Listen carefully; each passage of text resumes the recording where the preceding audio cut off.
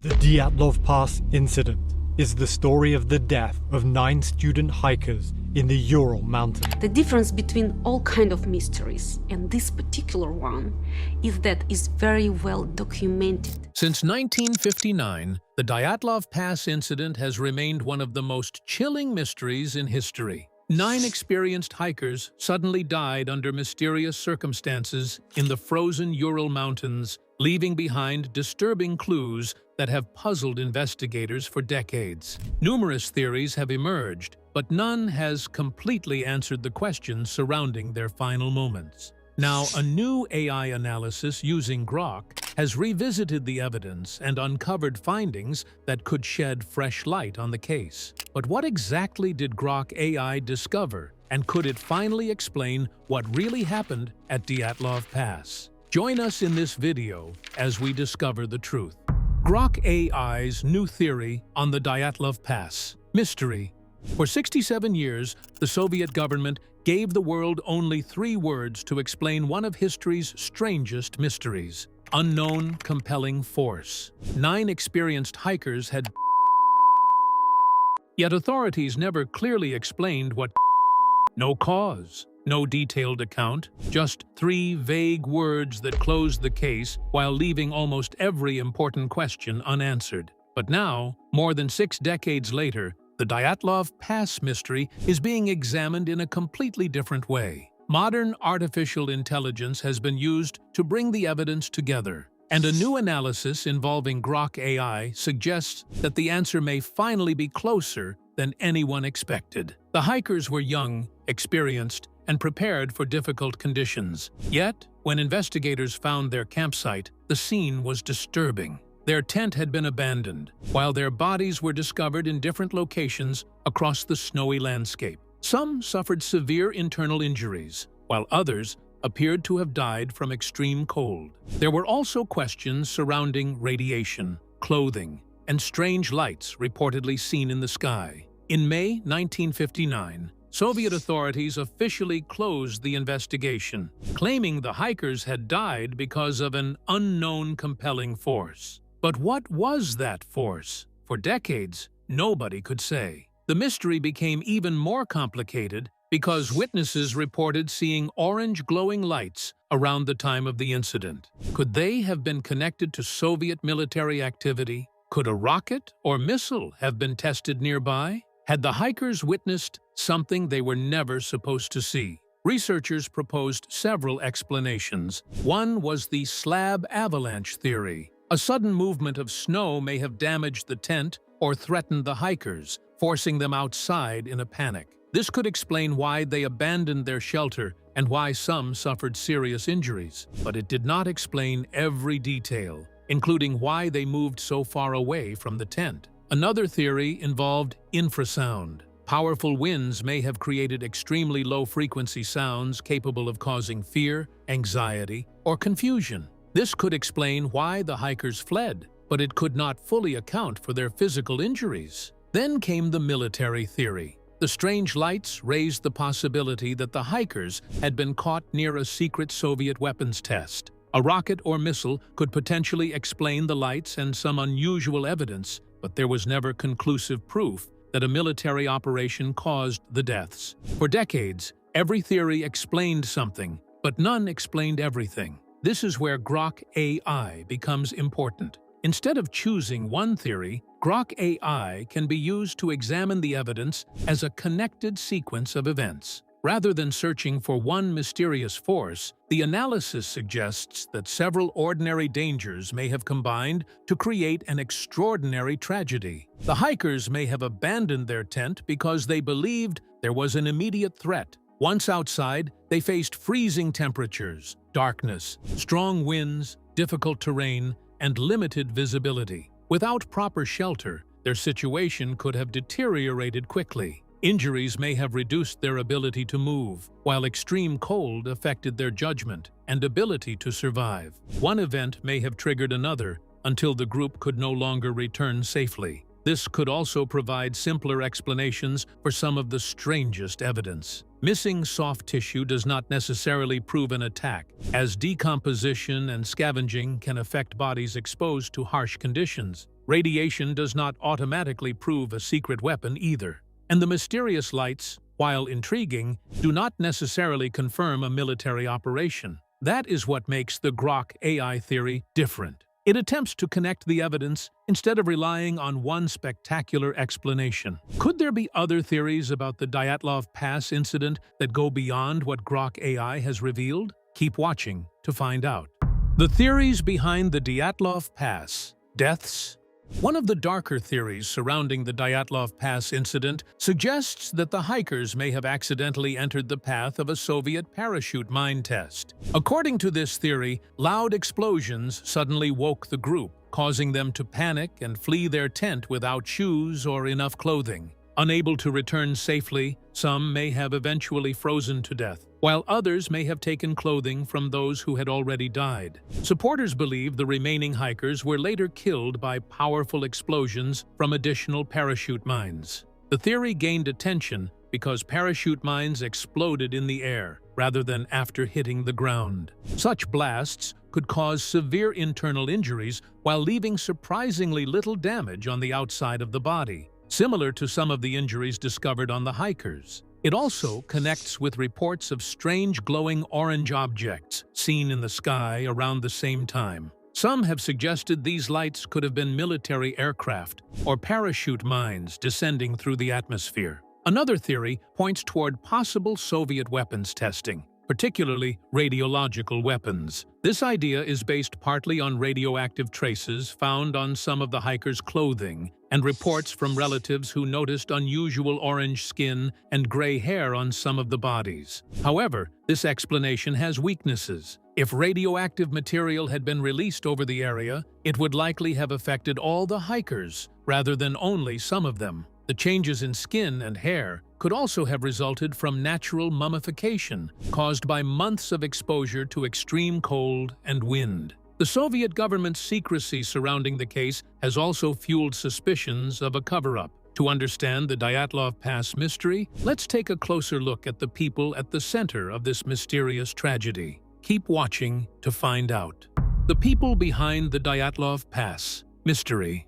10 young people boarded a train and traveled east into the Ural Mountains of the Soviet Union, heading toward a vast landscape of dark spruce forests, frozen valleys, and endless white snow. It was a brutal environment where powerful winds sweeping across exposed mountain ridges could drain the warmth from a person's body within minutes. These were not ordinary tourists going on a casual winter trip. They were serious and experienced mountaineers, most of them students or recent graduates of the Ural Polytechnic Institute. They were attempting one of the most demanding forms of winter trekking recognized by the Soviet system. They carried skis, sledges, canvas tents, small wood-burning stoves, food, and carefully planned supplies. They had enough experience and discipline to complete difficult expeditions and return home safely. They understood the dangers of extreme cold. They knew what the mountains could do to an unprepared person, and they respected those dangers. That detail is important because almost everything that happened later becomes even more difficult to understand when you realize just how capable these people actually were. Their leader was a 23-year-old engineering student named Igor Dyatlov. His name would eventually become attached to the entire expedition and one of the greatest mysteries of the 20th century. Those who knew him described him as extremely organized and careful. He planned his trips thoroughly, checked equipment repeatedly, and thought several steps ahead, exactly the way an engineer would be trained to think. Dyatlov had already organized several successful expeditions through difficult terrain. His friends trusted his judgment completely. It was the kind of trust people develop only after watching someone make the right decisions when conditions become dangerous. He even built his own radios and paid close attention to details such as equipment weight, food supplies, route planning, and travel schedules. Around him was a group of young people whose letters, photographs, and diaries showed just how full of life they were. They were young, energetic, ambitious, and excited about the future. There was Zinaida Kolmogorova, 22, an athletic and friendly young woman who kept detailed diaries and filled their pages with small drawings, and personal thoughts. Her writings still give researchers a glimpse into a cheerful young woman who could find reasons to smile and laugh, even while surrounded by freezing temperatures and difficult conditions. Then there were the two Yuris, Yuri Doroshenko and Yuri Krivonishenko. They were close friends and were well known around the institute for their humor. They were the kind of people who could lift the mood when an expedition became exhausting. They sang, joked, laughed, and found ways to turn uncomfortable moments into memories the group could enjoy. There was also Lyudmila Dubinina, only 20 years old and the youngest woman on the expedition. She was determined, strong-willed, and unwilling to let difficult conditions convince her that she did not belong. She wanted to prove that she could stand alongside the strongest members of the group, and she pushed herself hard to do it. They were students, engineers, athletes, friends, and young people with plans for the lives waiting for them beyond the mountains. But among the group was one person who seemed different from the others. His name was Semyon Zolotaryov. At 38 years old, Zolotaryov was significantly older than the rest of the group. He was closer to the age of the students' parents than to the students themselves. Unlike most of the others, he was not part of the same institute community. He joined the expedition at the last minute after another participant dropped out, leaving an unexpected opening that needed to be filled. And almost everything about Zolotaryov seemed to raise questions. His background was not as straightforward as the others. There were references to military service and connections that researchers would later find difficult to fully understand. There were even questions surrounding the names he had used during different periods of his life. Looking back, researchers would spend decades examining Zolotaryov's history because a man who was older, private, and surrounded by unanswered questions naturally became another mystery within an already mysterious case. Did Zolotaryov know something the others did not? But there was another member of the expedition whose story would become even more important. His name was Yuri Yudin. Yudin had started the journey with the others, but his body soon made it clear that he could not continue. A health problem became worse, causing serious joint pain and illness that made the difficult journey impossible for him to complete. The group faced a difficult but sensible decision. Yudin had to turn back. On January 28, 1959, he said goodbye to his friends. He hugged them, watched them lift their heavy backpacks, and saw them begin moving toward the mountains while he started the journey back home. At that moment, he had no reason to believe anything unusual was about to happen. He had no idea that he was saying goodbye for the last time. He could not have known that he would become the final person outside the expedition to see all 9 members of the group alive. To Yudin, it was simply an unfortunate but practical decision. His health had made it impossible to continue, so he returned home while his friends continued deeper into the mountains. But that ordinary goodbye would follow him for the rest of his life. For more than 50 years, Yudin carried the painful memory of that final moment, the memory of watching his friends disappear toward the mountains while he was forced to turn back. He survived because his body failed him at exactly the right moment, and that simple, heartbreaking fact would become one of the most haunting parts of the entire Dyatlov Pass story. What was it about the strange circumstances surrounding the Dyatlov Pass deaths that caught the attention of researchers? Stay tuned to find out. The tent that changed everything. When the expedition failed to send its expected telegram from the other side of the mountains, concern began to spread. At first, the silence did not seem unusual. But as the days passed without any message, that concern slowly turned into fear. Family members began to worry, and the Institute finally organized volunteers to search for the missing hikers. On February 26th, searchers moving across the slopes of Kholat Syakhl finally discovered the group's tent. It was still partly standing, although one side had collapsed beneath the weight of the snow. The canvas was being battered by the freezing wind, but something about the scene immediately felt wrong. The entrance was still closed. The hikers had not left through the normal doorway. Instead, the tent had been cut open from the inside. 3 long cuts had been made through the canvas with a knife, as if the people inside had been unable to reach the entrance quickly enough, or had been so frightened that getting out immediately seemed more important than using the door. When the searchers looked through the openings, they saw a scene that appeared almost frozen in time.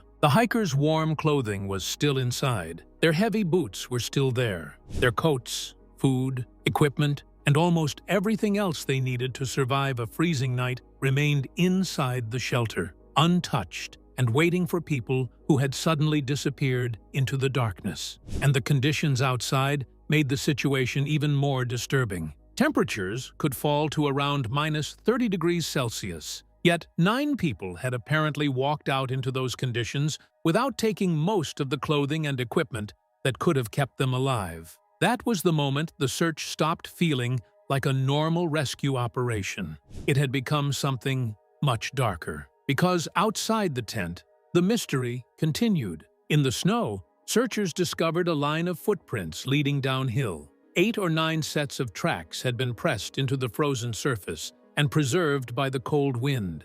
Some appeared to have been made by people wearing only socks. Others suggested that some of the hikers were barefoot or had only one boot between them. But there was something else that immediately stood out. There was no obvious sign of a struggle around the tent, no clear animal tracks, no second set of footprints approaching from another direction. Nothing obvious suggested that an outside person had arrived, attacked the group, and forced them out of their shelter. Instead, the footprints simply moved away from the tent. They spread loosely across the slope and continued downhill toward the distant tree line, almost a mile away. And strangely, the tracks did not immediately look like those of people running in complete panic. At least at first, they appeared controlled. The hikers seemed to have walked away from their shelter, but they were walking directly away from the only place that could have protected them from the deadly cold. They were leaving behind their tent, their warm clothing, their boots, their food, and almost everything else they needed to survive. Then they continued farther into a night cold enough to kill an exposed person within only a few hours. The searchers followed the footprints down the slope, and with every step, the situation became more disturbing. Eventually, the tracks disappeared beneath harder snow, but they were pointing towards something that stood clearly against the endless white landscape. A large, old cedar tree at the edge of the forest. Its dark branches stretched against the pale sky, making it one of the few visible landmarks in the surrounding wilderness. And it was near that tree that the searchers would discover the first bodies. But what they found there did not solve the mystery. It made it even more confusing. The condition of the 2 men beneath the cedar was almost as disturbing as the abandoned tent itself. They were lying close to the remains of a small fire, in a location that seemed like an almost impossible place to survive such a freezing night. Their clothing made even less sense. The 2 men were lying close together in the snow beneath the cedar. The first thing the searchers noticed was how little clothing they were wearing. They were Yuri Doroshenko and Yuri Krivonishenko, the 2 close friends known for joking around the campfire, singing songs along the trail, and keeping everyone's spirits high during difficult moments. Now, the 2 young men had been stripped down to almost nothing. One was wearing only a torn undershirt. The other had no shoes or socks on his feet. In temperatures cold enough to freeze exposed skin within minutes, these 2 men had faced the night wearing less protection than most people would need for even a short walk outside. And yet, the evidence around them showed something important. They had not simply sat down and accepted their fate. They had fought to survive. They had used whatever strength remained in their bodies to stay alive. Beside them were the remains of a small fire. It was painfully weak, made from only a handful of twigs and branches that had already burned down. Building a fire on that exposed slope, with freezing winds blowing and their fingers becoming stiff from the cold, must have required enormous effort. The searchers later noticed burns and injuries on their hands. This suggested that they may have reached directly into the flames, perhaps desperately trying to warm their freezing fingers. What shocking discoveries surrounding the Dyatlov Pass incident revealed a much deeper mystery? Stay tuned to find out. The discovery that changed everything. But the searchers were not finished. They had found 2 bodies, yet 7 hikers were still missing. They expanded the search, moving carefully up the slope between the cedar tree and the abandoned tent. Following the trail where the footprints had once led, They searched the frozen landscape for any sign of the remaining hikers. Then they began finding them. Igor Dyatlov was discovered partway up the slope, lying in the snow with one arm raised. His position suggested that he may have been reaching toward a tree, shielding his face from the wind, or simply frozen during his final movement. He was closer to the tent than the cedar tree, and his position seemed to tell a story. Dyatlov appeared to have been trying to return. After fleeing downhill toward the tree line and the small fire, he had turned around and begun climbing back toward the tent. He was heading toward the warm clothing, boots, food, and shelter that could have saved him. But he never reached it. The cold stopped him during that desperate climb. Zinaida Kolmogorova was found even closer to the tent. She was lying face down in the snow, her fists tightly clenched. Like Dyatlov, she appeared to have been fighting her way uphill toward the shelter. She too had fallen before reaching it. Later, investigators would discover her diaries,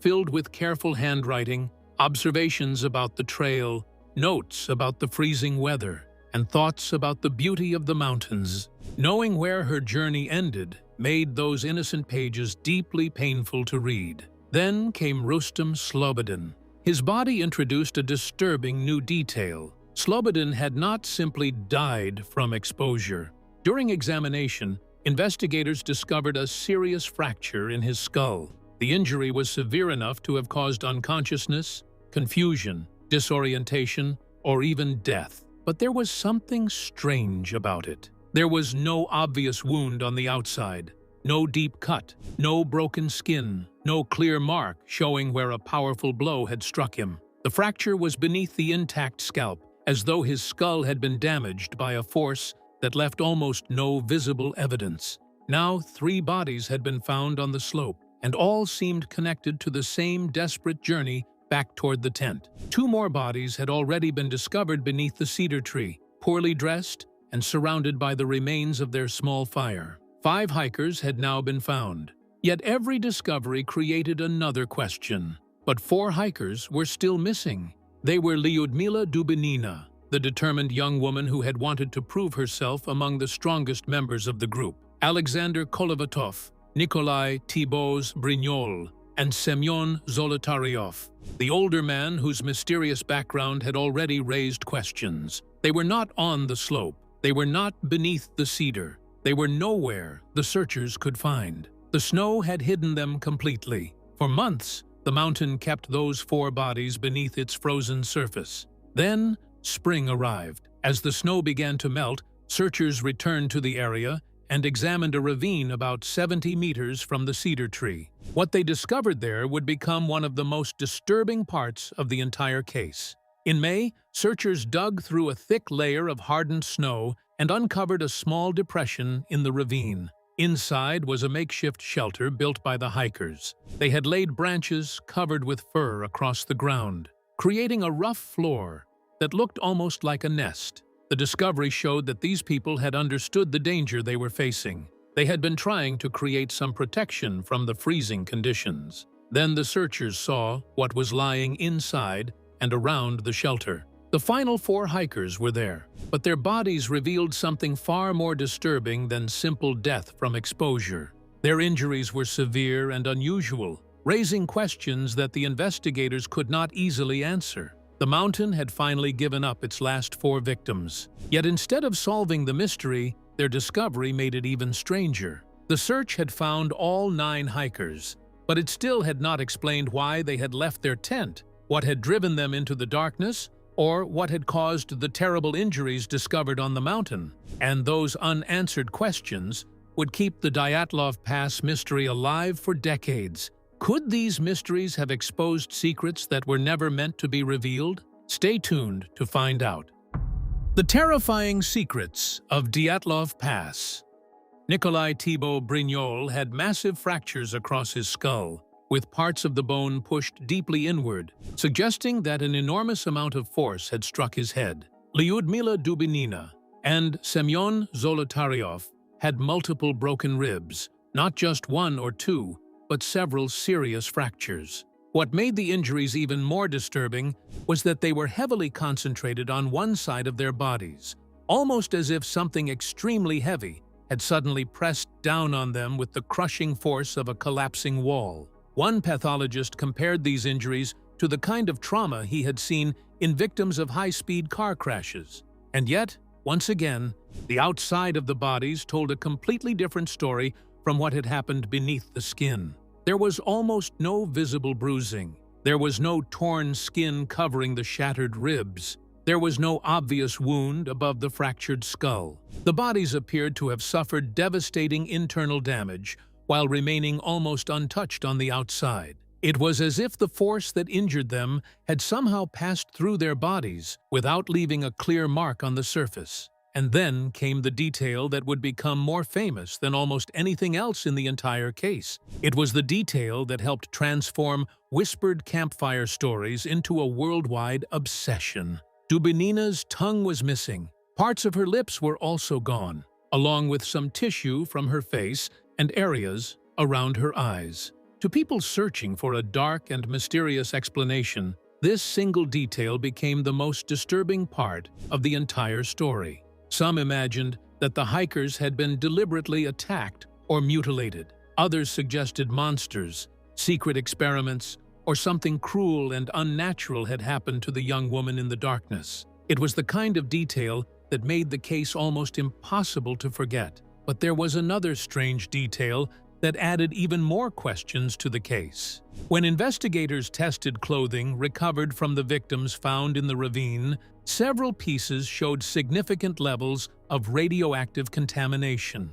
The clothing contained beta radiation at levels higher than researchers would normally expect to find on the clothing of hikers traveling through such a remote part of the Soviet Union. The radiation was not considered strong enough to have killed them, but it was there. And that raised another difficult question. Why was radioactive contamination present on clothing worn by some of the hikers? The traces were found on clothing belonging to Yuri Krivonyshenko, Lyudmila Dubinina, and Alexander Kolevatov, among others. For decades, that silence created a space for theories to grow. And as the years passed, more and more explanations appeared. Some blamed an avalanche. Others suspected secret military experiments or weapons testing. After all these years, could new clues have emerged that bring us closer to understanding the Dyatlov Pass mystery? New clues in the Dyatlov Pass mystery. Keith McCloskey, who has spent many years researching the Dyatlov Pass incident and has appeared in several television documentaries about the case, traveled to the Dyatlov Pass in 2015 alongside Yuri Kuntsevich of the Dyatlov Foundation and a group of other researchers. During the visit, McCloskey made several observations that raised even more questions about what had happened to the hikers. One of the biggest issues he noticed involved the location of the snow shelter, where Dubinina, Kolevatov, Zolotaryov, and Thibault Brignol were eventually found. There were major differences in the distances given between the two possible locations of the shelter and the pine tree where the bodies of Doroshenko and Krivonyshenko were discovered. One proposed location was around 80 to 100 meters from the tree, while the other was so close that someone inside the shelter could have spoken to those standing at the tree without needing to raise their voice. This second location also had a rock in the stream where Dubinina's body was found, making it appear to be the more likely location. Interestingly, its landscape also looked much more similar to the photographs taken during the original search in 1959. McCloskey also examined the location of the tent near the ridge and found another detail that raised questions about the avalanche theory. The tent appeared to be positioned too close to the ridge's edge for enough snow to accumulate and create a major avalanche. The prevailing wind also blew across the ridge in a direction that would have carried snow away from the edge on the side where the tent was located. This would have made it even more difficult for enough snow to build up in that area. Sergei Sogrin had already pointed out the lack of snow around the top of the ridge in 2010. Could these revelations bring the answers to the mystery surrounding Dyatlov Pass? Share your thoughts in the comment section below. Thank you for staying with us as we looked into these revelations by Grok AI surrounding the Dyatlov Pass. Could this be the closure the world needs? Don't forget to like and subscribe. Click the next video on your screen to explore more stories. See you there.